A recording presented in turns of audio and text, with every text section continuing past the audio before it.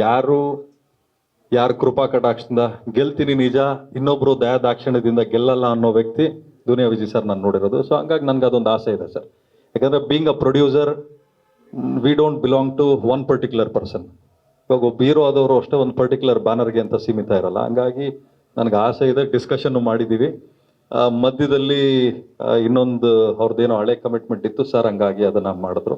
100% ಮಾಡೇ ಮಾಡ್ತೀವಿ. ನನಗೆ ಅದೊಂದು ಆಸೆನೂ ಇದು, ನಮ್ಮಿಬ್ಬರಲ್ಲೂ ಅದೊಂದು ಮೀಟಿಂಗು ಆಗಿದೆ ಸರ್.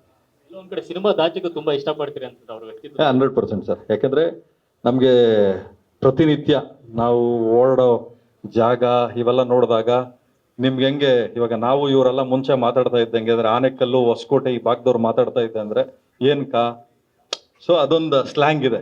ಆ ಸ್ಲ್ಯಾಂಗು ನಮ್ಗೆ ಬಹಳ ಖುಷಿ. ಆಮೇಲೆ ನೋಡಿ, ನಿಮ್ಗೆ ಜನರಲ್ ಆಗಿ ಪಾಲಿಸ್ಡ್ ವೇಲ್ ಮಾತಾಡೋದು ಬೇರೆ, ಪಾಲಿಸ್ಡ್ ವೇ ಸಿನಿಮಾ ಮಾಡೋದು ಬೇರೆ. ಏನಿದೆ ರಾ ತಗೊಂಬಂದು ಇವಾಗ ಸಿನಿಮಾ ಹೇಳ್ತಾರಲ್ಲ, ನಿಮ್ಗೆ ಇಷ್ಟು ಸೆನ್ಸರ್ ಕೊಟ್ರೆ, ಇಷ್ಟು ಸೆನ್ಸರ್ ಕಟ್ ಆದ್ರೆ ನಿಮ್ಗೆ ಸ್ಯಾಟಲೈಟ್ ಡಿಜಿಟಲ್ ಹೋಗಲ್ಲ, ಅದು ಹೋಗಲ್ಲ, ಇದು ಹೋಗಲ್ಲ ಅಂತ. ಸೊ ಅದು ಯಾವುದೂ ಇಲ್ಲ ಸರ್, ಅದು ಸುಮ್ಮನೆ ಭ್ರಮೆ ಮಾತ್ರ ಅಷ್ಟೇ. ಯಾಕಂದ್ರೆ ಇವಾಗ ವಿಜಯ್ ಸರ್ 2 ಸಿನಿಮಾ ಮಾಡಿ ಪ್ರೂವ್ ಮಾಡಿ ತೋರಿಸಿದ್ದಾರೆ.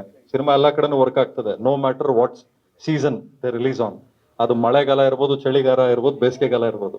ನಾನ್ ಸಿನಿಮಾ ರಿಲೀಸ್ ಮಾಡಿದಾಗ ಎಲ್ಲಾ ಸೀಸನ್ ಒಂದೇ, ಅದು ಮನಿ ಮೇಕಿಂಗ್ ಸೀಸನ್ ಅಷ್ಟೇ ಅನ್ನೋ ತರ ಮಾಡಿದ್ದಾರೆ. 100% ನನಗೂ ಆಸೆ ಇದೆ, ಸದ್ಯದ್ರಲ್ಲೇ ಖಂಡಿತ ಮಾಡ್ತೀವಿ ಸರ್. ಯಾಕಂದ್ರೆ ನೀವು ನೋಡ್ಬೋದು, 2015 ನಾವು ಬ್ಯಾನರ್ ಲಾಂಚ್ ಮಾಡಿದ್ದು, 25 ಆಯಿತು.